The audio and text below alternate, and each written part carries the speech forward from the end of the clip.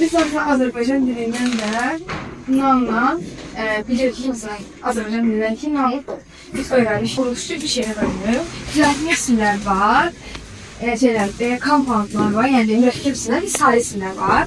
Yəni, simple dev isimlərdir, yəni sadə isimlərdir. Məsələn, Apple. Apple burada tək isimdir, bilir ki, bir yerədir.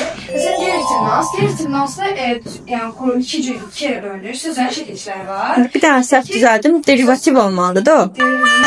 Sözlərin şəkilçiləri var, bilir ki, sözün sonunda var şəkildə. Sözlərin şəkilçiləri sufiks və prefiks anlar iki yerə bölünür. Sufikslər sözlərin şəkilçiləridir, prefikslər söz son şəkilçiləridir. Sufiksə söz sondur. Hə?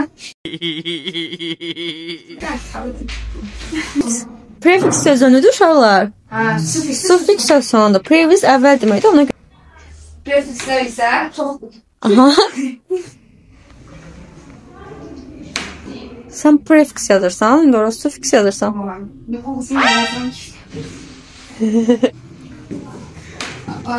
Neysə. Baxın, belə əvvəlli mənə düşməz. Var, çay tuz. Burada kök çay atdı. Uşaq. Buradakı uşaqlı. Çay tuz. Burada nə deyil? Sufiksdir. İndi dismiss in un. Dismiss in un daha çox inkarlıq məna bildirir. Məsələn, ən important... Disable, dislike.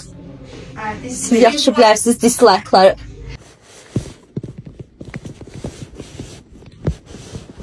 Dislike'ları. Hə, məsələn, like. Başlama, dislike var. Hə, like. Məsələn, burada daha çox şey bilir. Bəli. Müəllim, arada bir belə səhv eləyə bilərdi, indi nəzərə alın. Ola bilər, mən əsl müəllim deyiləm, əsl riyaziyyatdan ala bilirəm. Riyaziyyatda da gələcəm. Gələk.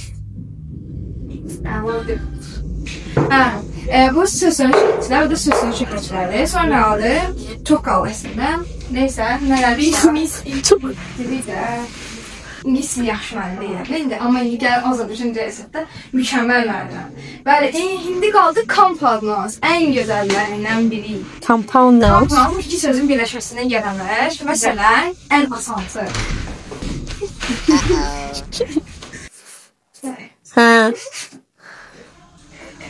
Hə, cherry tree. Ən asan söz. Burada cherry, vişnə, Cherry.